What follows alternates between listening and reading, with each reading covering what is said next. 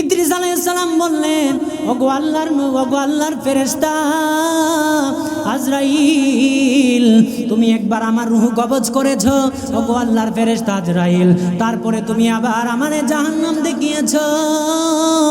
আল্লাহ তোমারে অনুমতি দিয়েছে, দেখিয়েছো, এবার আরেকটা কথা আমার রাখবানি। আজরাইল আলাইহিস সালাম কয়, আল্লাহর নবী গো, ওগো আল্লাহর নবী, কি দেখবে, দেখতে চান আপনি বলেন। ইদ্রিস নবী বললেন, ও আল্লাহর ফেরেশতা আজরাইল, আল্লাহর কাছ থেকে অনুমতি নিয়া এবার আমার একটু জান্নাত দেখাও, আমি ওয়াদা দিচ্ছি জান্নাত দেখে আবার চলে আসবো। আল্লাহর হুকুম নিয়া, আল্লাহর অনুমতি নিয়া জান্নাত দেখাইলেন। জান্নাতে ইদ্রিস নবী ঢুকার পরে আর জান্নাত থেকে বের হয় না। সুবহানাল্লাহ। এত সুন্দর জান্নাত, এত সুন্দর জান্নাত নাজ নিয়ামতপূর্ণ আপনার আমার জন্য আল্লাহ তৈরি করছে। মারহাবা। এই জান্নাত আল্লাহ আপনার আমার জন্য তৈরি করছে। এই জান্নাতের মধ্যে হযরতে আজরাইল আলাইহিস সালাম যখন আল্লাহ নবী ইদ্রিস আলাইহিস সালামকে ঢুকাইলেন, ইদ্রিস নবী যত ভিতরে যায় ততই ভালো লাগে, যত ভিতরে। নামাজের ভিতরে কাউকে সালাম দেয়া যায় না বলো, নামাজের ভিতরে কাউকে সালাম দেয়া যায় না, নবীকে সালাম না দিলে নামাজ তো ভাই হয় না, নবীকে সালাম না দিলে নামাজ তো ভাই হয় না। চমৎকার ঘটনা রে ভাই হাদিসেতে আছে, নবীর কদম পাখে উঠে সেজদা করিয়াছে। মারহাবা। চমৎকার ঘটনা রে আব্বা হাদিসেতে আছে, নবীর কদম পাখে উঠে সেজদা করিয়াছে। আবু জাহেল মার্কা মানুষ নবীকে চিনে না বলো, আবু জাহেল মার্কা মানুষ নবীকে চিনে না, নবীকে সালাম না দিলে নামাজ তো ভাই হয় না, নবীকে সালাম না দিলে নামাজ তো ভাই। খয়রুত তাবিজার নাম ওয়াইস করণী আছে, নবীর কদম পাকে নবীর প্রেমে দাঁতগুলি সব ভাঙ্গিয়া ফেলেছে। মার দিয়ে পড়ো। আব্বা জিরারে আমার, বাবা জিরারে আমার, ওই নূরের নবী রহমাতুল আলামিনের দরবারে ইহুদি হযরত উসমান জিন নুরাইন রাদিয়াল্লাহু তাআলা আনহু ইহুদির খেজুরের বাগান কিনে নিলেন। রহমাতুল আলামিনের সাহাবী উসমান জিন নুরাইন খেজুরের বাগান কিনে নিলেন। আমার নূরের নবী রহমাতুল আলামিনের কাছে এসে বললেন, নবী গো, ওই যে খেজুরের বাগান, এটা আপনার কদমে আমি হাদিয়া দিয়া দিলাম। নবীজি গো, ওগো নবীজি, হাসরের মাঠে আপনি আমার জন্য সুপারিশ করবেন নি? আমি জিন নুরাইন, আমি উসমান জিন নুরাইন কিছু চাই না। ইয়া রাসূলুল্লাহ সাল্লাল্লাহু আলাইহি ওয়াসাল্লাম, আমি জিন নুরাইন যেদিন মারা যাব, হাসরের মাঠে আমি উত্তীর্ণ হব। নবী গো, আপনি তো বলেছেন এই হাসরের মাঠ হবে বিশাল, দুনিয়ার আরাফার ময়দানের সমান বিশাল, দুনিয়ার সমান হবে হাসরের মাঠ, গোটা পৃথিবীর সমান হবে হাসরের মাঠ। ইয়া রাসূলুল্লাহ, হাসরের মাঠ এক একটা দিন হবে 50,000 বছরের মতো গো নবীজি। হাসরের মাঠে এক একটা দিন হবে দুনিয়ার মতো, এই রকম দুনিয়ার মতো হবে না গো আল্লাহর রাসূল, 24 ঘন্টা দুনিয়ার মতো হবে না গো নূরের নবী। ইয়া রাসূলুল্লাহ সাল্লাল্লাহু আলাইহি ওয়াসাল্লাম, আপনার জবানের কথা, আপনি তো জবানে বলেছেন হাসরের এক একটা দিন হবে, হাসরের এক একটা দিন হবে 50,000 বছরেরও বিশাল এক একটা দিন। মানুষ দাঁড়িয়ে থাকবে, কারো মাথারে খাত উপরে থাকবে সূর্য। ইয়া রাসূলুল্লাহ, বাতের ফেনার মতো টপ টপ টপ টপ করে তার মাথার মগজগুলি জমিনে পড়ে যাবে, আবার পুনরুত্তর বাবা আবার তাদের মাথার মগজগুলো পরিপূর্ণ করে দেওয়া দেওয়া হবে।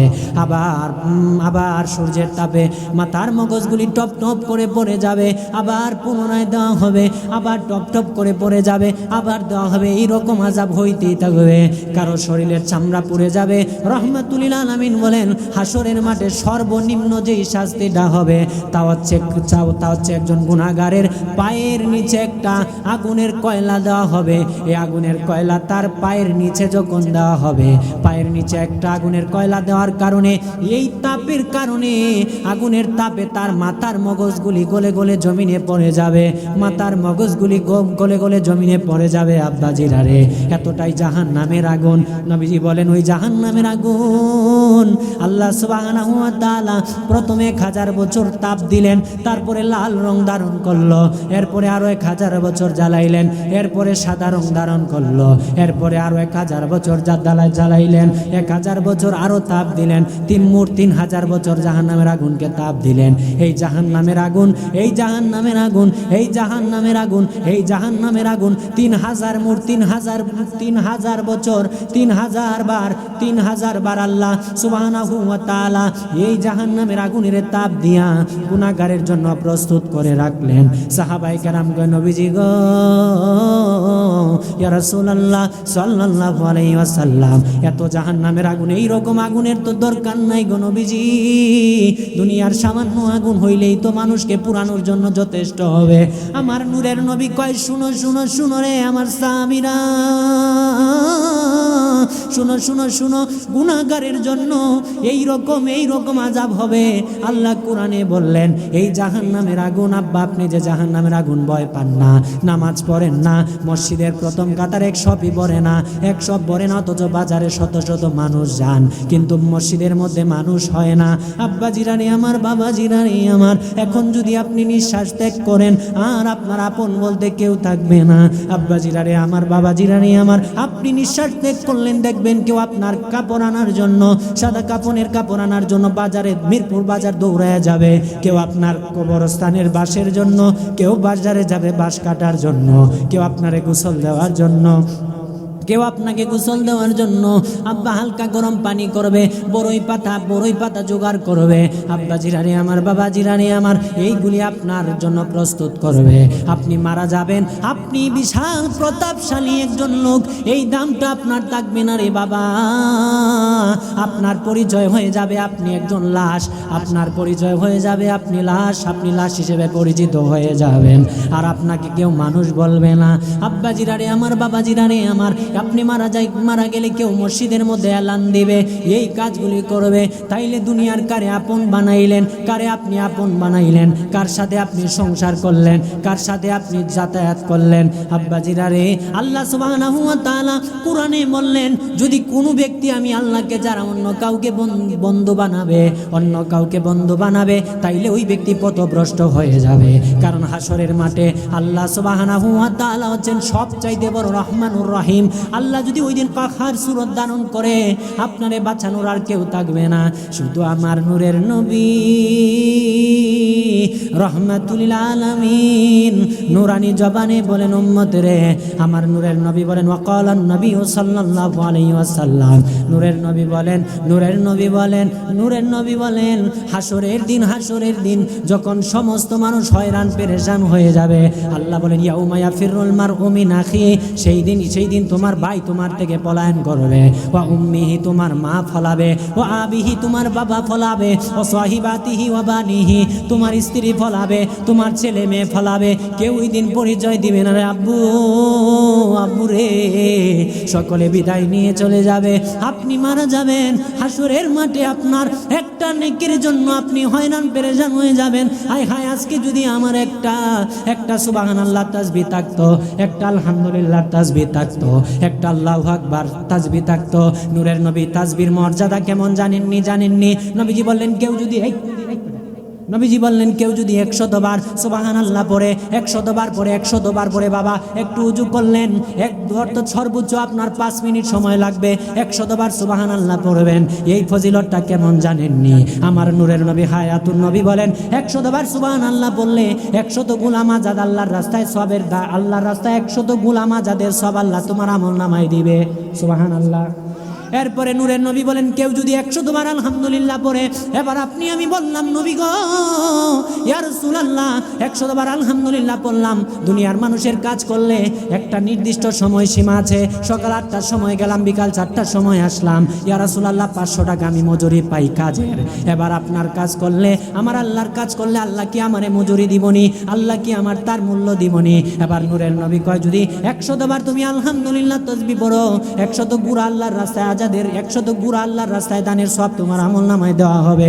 সুবহানাল্লাহ। এরপরে নূরের নবী বললেন 100 বার কেউ যদি আল্লাহু আকবার তাসবিহ পড়ে, 100 বার পড়লে 100 বার পড়লে হাজার হাজার লক্ষ টাকা দিয়ে আপনি কুরবানি দেন বাবা, কিন্তু যারা দিতে পারে না, যাদের তৌফিক নাই, আপনি 100 বার আল্লাহু আকবার পড়বেন।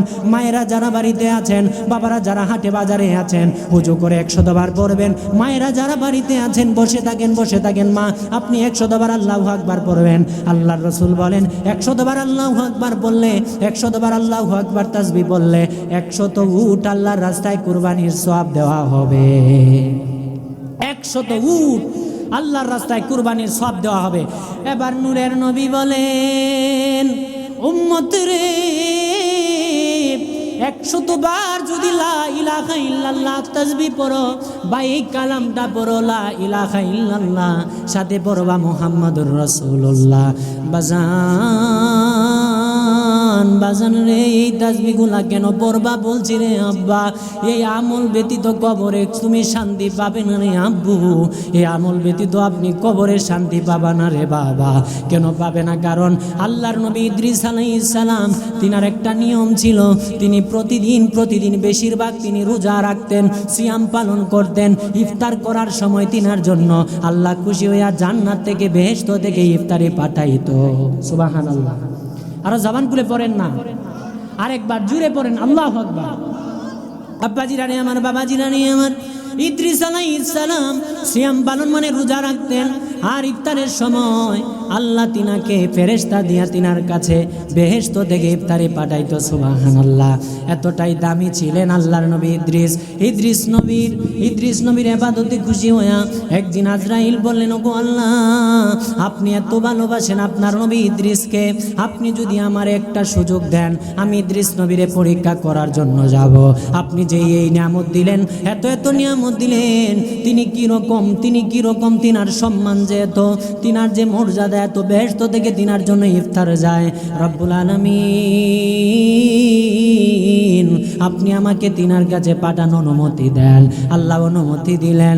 হযরতে ইদ্রিস আলাইহিস সালামের কাছে হযরতে আজরাইল আলাইহিস সালাম মানুষের সুরত ধরে আসলেন, এসে বললেন ওগো, সালাম দিলেন, আসসালামু আলাইকা ইয়া নবী আল্লাহ, ওগো আল্লাহর নবী ইদ্রিস নবী গো, আপনার কাছে আমি আসছি। পরিচয় জানতে চাইলেন, আপনি কে? কয় আমি আল্লাহর একজন বান্দা, আপনি আমারে মেহমান হিসেবে, আমি বিনদেশী একজন ব্যক্তি, আপনি আমারে পরিচয় দিলেন না আজরাইল, যে তিনি আজরাইল ফেরেশতা। আজরাইল বলেন আমি বিনদেশী একজন মানুষ, আপনি কি আমারে আপনার একজন মেহমান হিসেবে গ্রহণ করবেন নি? আল্লাহর নবী ইদ্রিস বললেন ঠিক আছে আসেন। আল্লাহর একজন নবী বলেন ঠিক আছে, আপনাকে মেহমান হিসেবে গ্রহণ করলাম। একদিন, 2 দিন, 3 দিন, প্রতিদিন, আমি এর আগেই বলেছি, ইদ্রিস নবী প্রতিদিন একটা নিয়ম ছিল, তিনি সিয়াম পালন করতেন। নির্দিষ্ট দিন ব্যতীত তিনি সিয়াম পালন করতেন। ইফতার আসতো বেহেশত থেকে, ফেরেশতারা ইফতার নিয়ে আসতেন, তিনি ইফতার করতেন। এই ব্যক্তি যিনি আজরাইল মেহমান হিসেবে পরিচয় দিলেন, মেহমান হিসেবে হযরত ইদ্রিস নবীর দরবারে আছেন, ইদ্রিস নবীর দরবারে দীর্ঘদিন আছেন। ইদ্রিস আলাইহিস সালাম যখন ইফতারের সময় আসে, তিনি ইফতার করেন, আজরাইলের দেন, মানে তিনি পরিচয় দিলেন তিনি একজন মানুষ, বিনদেশী একজন মেহমান, বিনদেশী একজন প্রতীক, তিনি পরিচয় দিলেন। তিনাকেও ইফতারি দিতেন খাওয়ার জন্য, কিন্তু আজরাইল খাইতেন না। একদিন, 2 দিন, 3 দিন, অনেক দিন হয়ে গেল। ইদ্রিস নবীর একটু সন্দেহ হলো। ইদ্রিস নবী বললেন ওগো আল্লাহর বান্দা, চলো আপনাকে নিয়ে বা আমরা দুইজন একটা সফর করি, আল্লাহর জমিনে সফর করি। আল্লাহ যে এত কিছু বানিয়েছে তার বান্দার জন্য নাজ নিয়ামত পূর্ণ, পৃথিবীটা চাকচিক্যময় করে সাজিয়েছে, এই সব কিছু আমরা দেখার জন্য যাব, আর আল্লাহ তাআলার দরবারে শুকরিয়া আদায় করব। এই জন্য চলেন আপনি আমার সাথে আসেন। মেহমানকে নিয়ে বের হয়ে গেলেন। হঠাৎ আজরাইল দেখতে দেখেছেন একটা ফলের বাগান। হযরত ইদ্রিস নবীকে বললেন, ওগো আল্লাহর নবী ইদ্রিস, আসুন এই গাছ থেকে ফল আমরা পেরে খাই, আসুন এই গাছ থেকে চমৎকার চমৎকার ফল, সুস্বাদু জাতীয় ফল হবে, আসুন এই গাছ থেকে আমরা ফল পেরে খাই। হযরত ইদ্রিস নবী বললেন, অন্যের গাছের ফল না বলে খাওয়া এটা নিষেধ, এইটা নিষেধ ইসলামের, অর্থাৎ এইটা আল্লাহ সুবহানাহু ওয়া তাআলা কারো জন্য জায়েজ করে নাই, হালাল করে নাই। আবার তিনারা পথ চলতে শুরু করলেন, সামনে দেখলেন মরুভূমির মধ্যে এক পাল উট, এক পাল বেড়া ছড়াইতেছে একজন রাখাল ওই জায়গার মধ্যে উপস্থিত নাই। অনেকগুলি বেড়া একটা মাঠের মরুভূমির মধ্যে উপস্থিত আছে। হযরত আজরাইল বললেন, ওগো আল্লাহর নবী, আসুন এই জায়গা থেকে একটা বেড়া আমরা জবাই করে খেয়ে ফেলি, এই জায়গা থেকে একটা বেড়া জবাই করে তার গোশত আমরা দুইজন ভক্ষণ করি। হযরত ইদ্রিস নবী এইবার সন্দেহ হলো, বেশি সন্দেহ হলো। ভাই আপনি সত্যি করে বলেন, আপনার পরিচয় কি, আপনার নাম কি, আপনি কে? কারণ আমি যখন হালাল ইফতার দিলাম আপনারে খাওয়ার জন্য, আপনি ইফতারি খাইতেন না, রেখে দিতেন, কিন্তু এগুলা খাওয়ার জন্য, যেগুলা নিষেধ করা হয়েছে সেগুলা খাওয়ার জন্য পাগল হয়ে আছেন, মরিয়া হয়ে পড়েছেন। এবার আপনি আপনার পরিচয় দেন, সত্যি করে বলেন আপনার নাম কি, সত্যি করে বলেন আপনার পরিচয়টা দেন, আপনি কে? আজরাইল কয়ে, গো আল্লাহর নবী, আপনি আমার পরিচয় শুনেন, আমি আল্লাহর ফেরেশতা, মৃত্যুর দূত, মৃত্যুর ফেরেশতা হযরতে আজরাইল। জবান খুলে সুবহানাল্লাহ কন্যা দি, আরো জবান খুলে সুবহানাল্লাহ, আরো আওয়াজ দিয়ে সুবহানাল্লাহ। ওই আমি চলে যাব, আমায় তোমরা ভুইলা যায়ও না, আমি চলে যাব, আমায় তোমরা ভুইলা যায়ও না।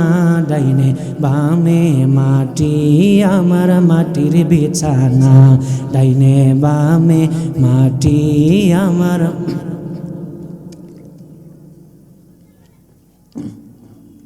বক্তা কো মাগরিবের সময় যিনি আলোচনা করবো উনি কোথায়?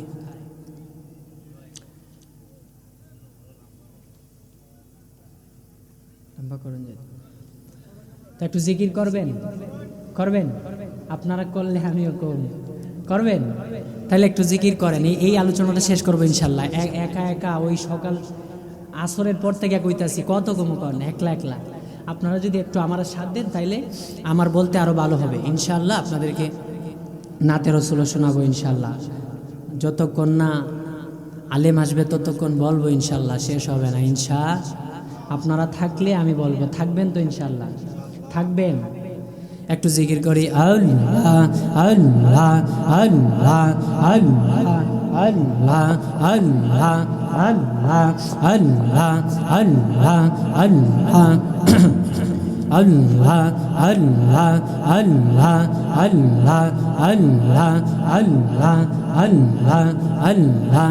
কাউসারের মালিক নবী, কাউসার পিলাইবা, পাপি তাপি উম্মতের গো ও নবী, উদ্ধার করিবা গো নবী, নবী আপনি নবিউল আম্বিয়া।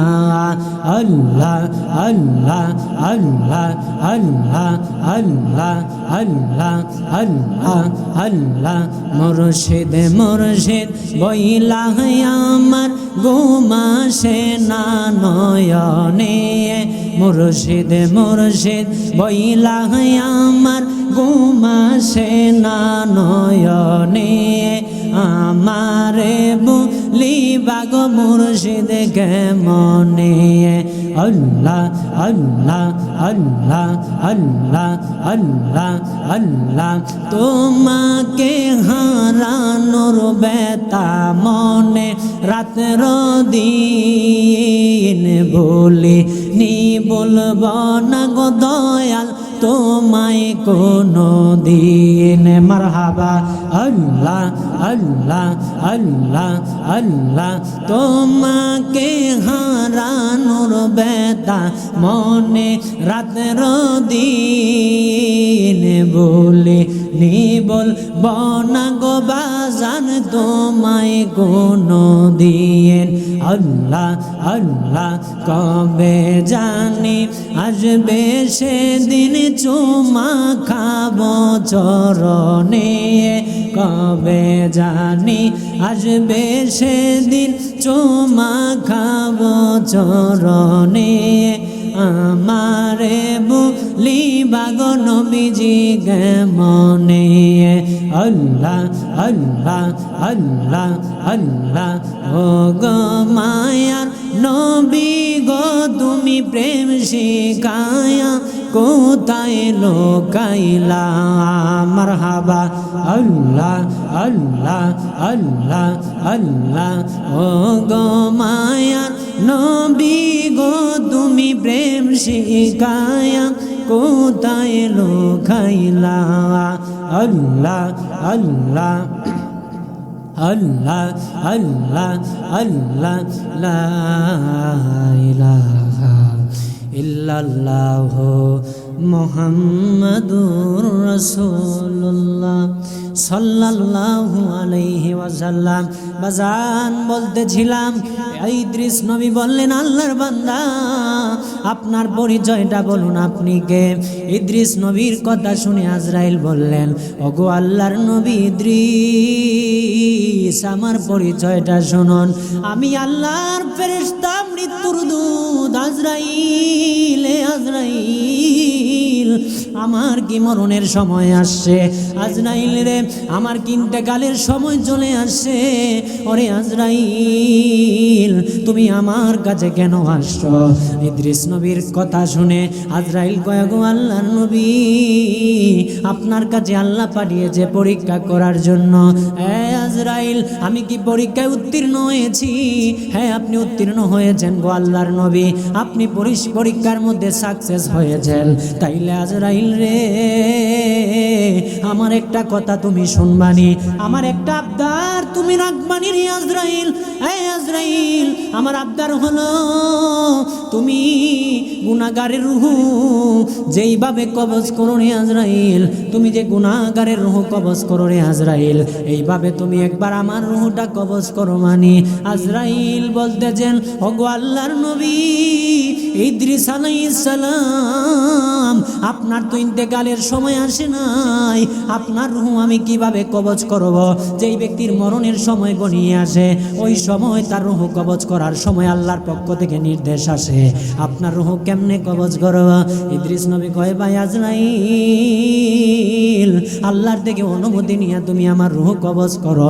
আর আল্লাহকে বলো, আমি আল্লাহর নবী ইদ্রিস বলছি, আল্লাহ তো সব কিছুই শুনছেন। এ আজরাইল, তুমি আল্লাহর কাছে থেকে অনুমতি নাও, আমার রূহ কবজ করো রে আজরাইল। আমি জানতে চাই, আমি দেখতে চাই, অনুভব করতে চাই, আমি ফিল করতে চাই যে গুনাহগারের রূহ কবজ করলে কিরকম যন্ত্রণা হয়, এইটা আমি জানতে চাই বা আমি বুঝতে চাই। তাইলে আল্লাহর ইবাদত আমি আরো পরিমাণে বাড়াইয়া দিব। সুবহানাল্লাহ। আব্বা জিরানি আমার, বাবা জিরানি আমার, এই কথা বলার পরে আল্লাহর ফেরেশতা আজরাইল আল্লাহর কাছ থেকে অনুমতি নিলেন। আল্লাহ অনুমতি দিলেন। ইদ্রিস নবীকে আল্লাহর ফেরেশতা হযরতে আজরাইল বললেন, ওগো আল্লাহর নবী ইদ্রিস, আপনি এবার জমিনে শুয়ে পড়েন, আপনার রূহ আমি কবজ করব। জমিনে শুয়ে পড়লেন হযরতে ইদ্রিস আলাইহিস সালাম। জমিনে শুয়ে যাওয়ার পরে ইদ্রিস নবী যখন জমিনে শুয়ে বললেন, আজরাইল বাজান, আজরাইলের তাপ এতটাই ভয়ঙ্কর, কেউ আজরাইলের হাত থেকে রেহাই পাবে না। এই জন্য বাবা বলি, তুমি ঘর বানিয়েছো, 1000 কোটি টাকা ব্যয় করে যদি তুমি দরজা জানালা বানাও, বাবারে, এই দরজা দিয়ে যেন চোর ঢুকতে না পারে, ডাকাত ঢুকতে যেন না পারে। কিন্তু আজরাইল এমন একটা জীবরে বাবা, এমন একজন ফেরেশতা যে আজরাইলের এত 1000 কোটি টাকা ব্যয় করে দরজা বানায়, ঘর বানায়, আটকাতে পারবা না। আজরাইলের তাবা থেকে আপনি আমি রেহাই পাবো না। ওই আজরাইল বলেন, ইদ্রিস নবী আপনি জমিনে শুয়ে পড়েন। ইদ্রিস নবী জমিনে শুইলেন। এবার আজরাইল রুহুর মধ্যে, বুকের মধ্যে হাত রাখলেন, হাত রেখে রুহু মুবারকটা ছিনিয়ে নিলেন। কিছুক্ষণ পরে যখন আবার রুহু স্থানান্তর করা হলো, ইদ্রিস নবীর দেহে আবার রুহু ফিরিয়ে দিলেন। এবার আজরাইল বললেন, ওগো আল্লাহর নবী ইদ্রিস নবী গো, ওগো আল্লাহর নবী, আমি তো আপনার রূহ ছিনিয়ে নিয়েছিলাম গো আজরাইল, ওগো আল্লাহর নবী ইদ্রিস, আমি আল্লাহর হুকুমে আপনার দেহ থেকে রূহ ছিনিয়ে নিয়েছি। এবার আপনি আমাকে বলুন, আপনার রূহ ছিনিয়ে নেওয়ার পরে আপনার কি রকম কষ্ট হয়েছে, কি রকম কষ্ট আপনি পেয়েছেন?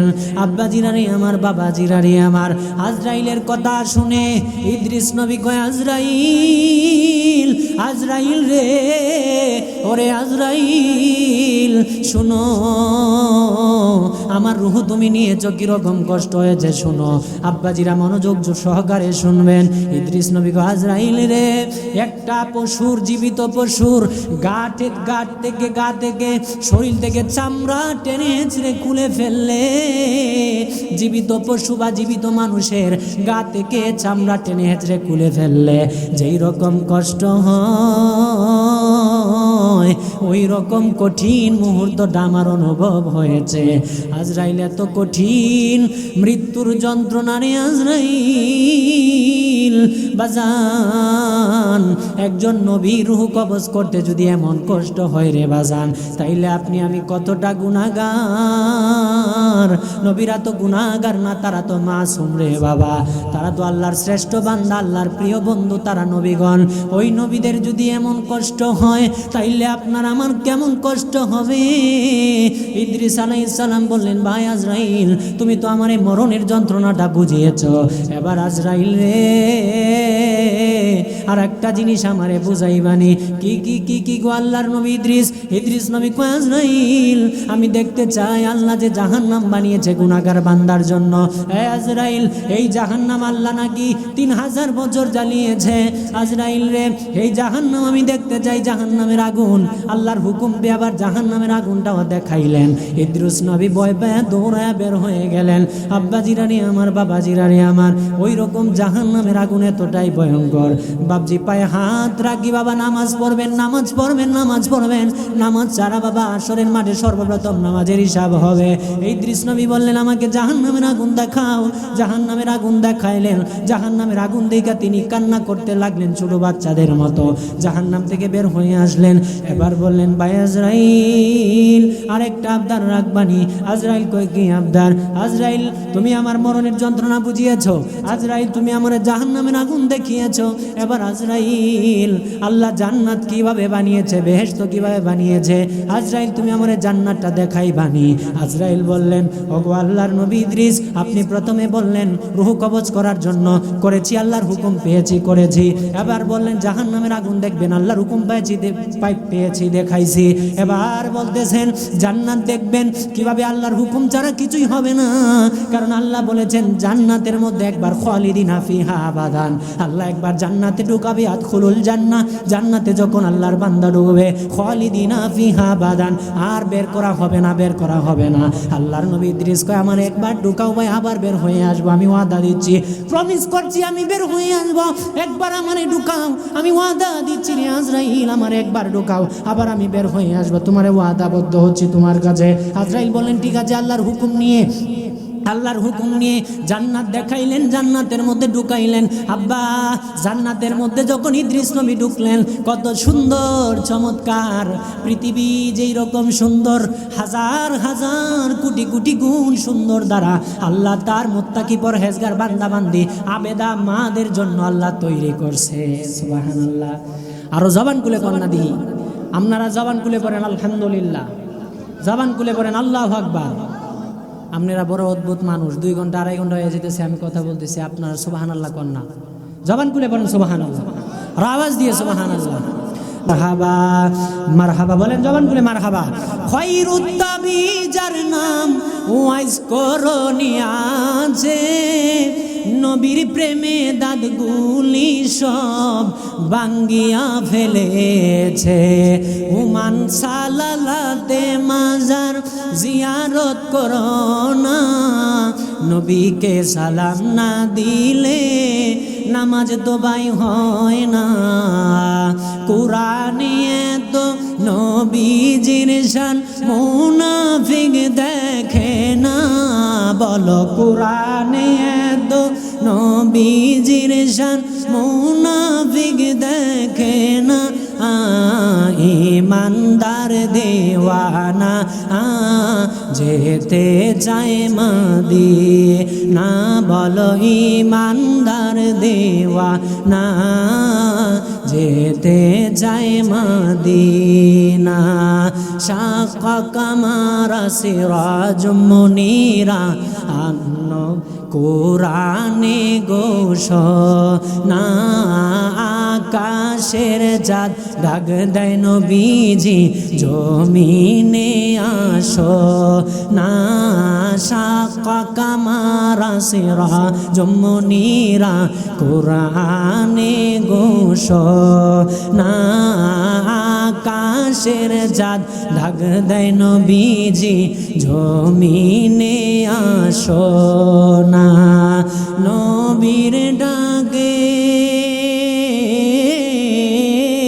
মারহাবা জবান খুলে মারহাবা নবীর ডাকে আকাশের চাঁদ টুকরা হয় দুই খানা বলো নবীর ডাকে আকাশের চাঁদ টুকরা হয় দুই খানা ইমানদার দেওয়ানা যেতে চায় মদিনা বলো ইমানদার দেওয়া একটু মহাব্বতে বলেন না যেতে চায় মদিনা রওজা জিয়ারত করতে যেই জন যাইবে মদিনা শাফায়াত করবেন দয়াল নবী হাদিসে ঘোষণা বলো রওজা জিয়ারত করতে যেই জন যাইবে মদিনা শাফায়াত করবেন দয়াল নবী আজরাইল বলেন ডাকতেছেন আল্লাহর নবী ইদ্রিস আপনি না ওয়াদা দিলেন আপনি অনেকক্ষণ সময় জান্নাতে কাটাইলেন আপনি কেন আসছেন না আজরাইল আলাইহিস সালামের কথা শুনে ইদ্রিস নবী দৌড়ায় চলে আসলেন জান্নাতের বাহিরে চলে আসলেন হযরত আজরাইল আলাইহিস সালামের কাছে আসলেন আজরাইল আলাইহিস সালামের কাছে আইসা অনুমতি নিলেন অনুমতি নিয়ে আবার অনুমতি নিয়ে বাতিনার কাছে ওয়াদা দিয়েছিলেন এই ওয়াদা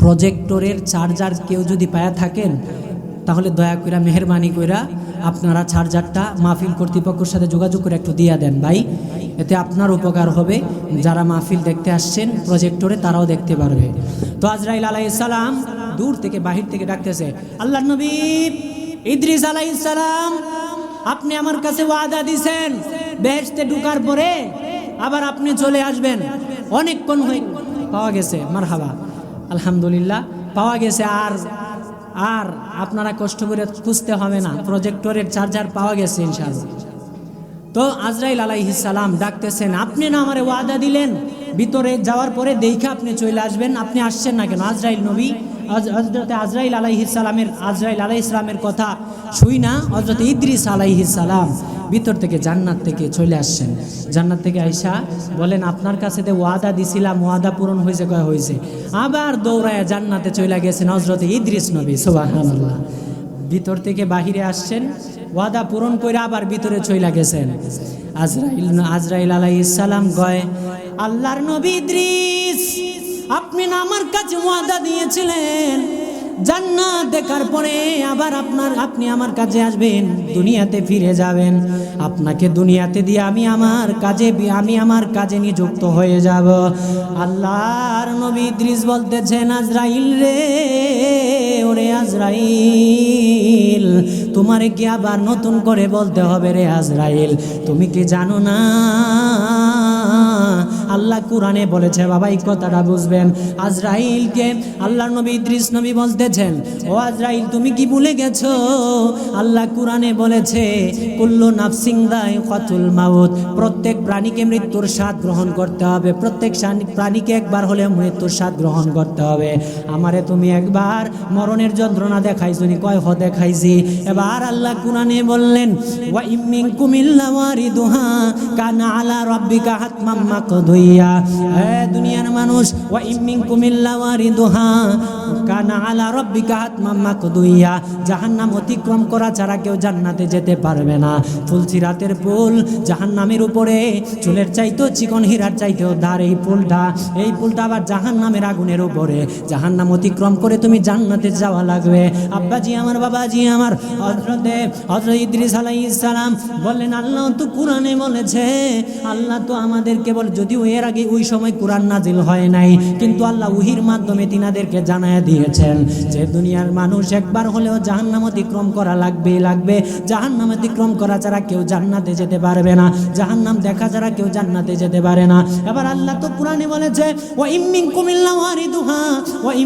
ইল্লা ওয়ারিদুহা কানা আলা রাব্বিকা হাতমান মাকদুইয়া।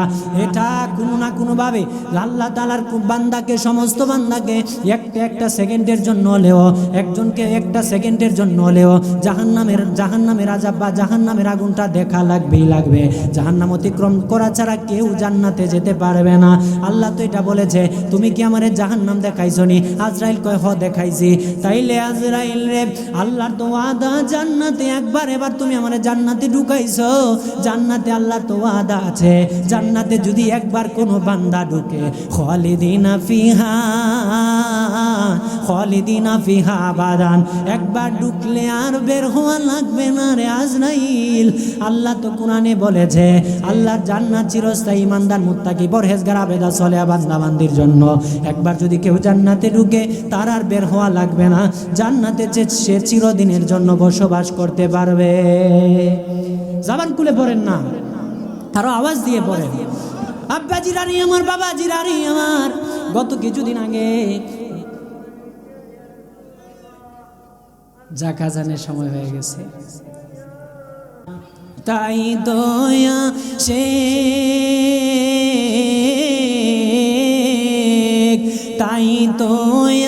শেখ তৌফিক হলে দেরি আর করে না, বলো না, তাই দয়া শেখ তৌফিক হলে দেরি আর করে না। ইমানদার দেওয়া না যেতে চায় মদিনা, বলো ইমানদার দেওয়া না যেতে চায় মদিনা। খাইবর প্রান্তে আলীর কোলে নবী সাইয়্যিদে না, আসরের নামাজ কাজা হয়ে যায়, নবীকে জাগায় না। খাইবর প্রান্তে আলীর কোলে নবী সাইয়্যিদে না, আসরের নামাজ কাজা হয়ে যায়, নবীকে জাগায় না। ডুবন্ত সূর্য মারহাবা, ডুবন্ত সূর্য ডাক দেয়, নবী কয় আলী নামাজ পড়ো না। ইমানদার দেওয়ানা যেতে চায় মদিনা, ইমানদার দেওয়ানা যেতে চায় মদিনা। আমার জন্য দোয়া করবেন নি? কথা কয় না, বলে কইতাম না, দোয়াও করতাম না, করবেন নি?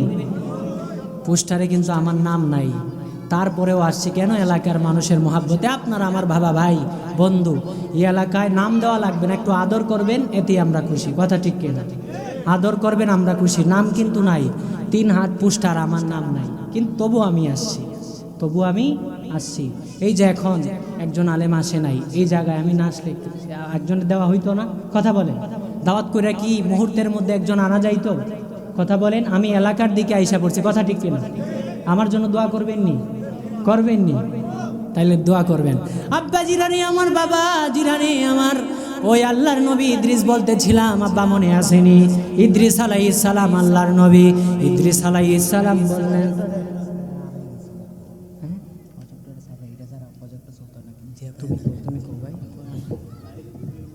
প্রজেক্টরের একটা কি জানি হারিয়ে গেছে, এটা ছাড়া নাকি প্রজেক্টর চলবে না।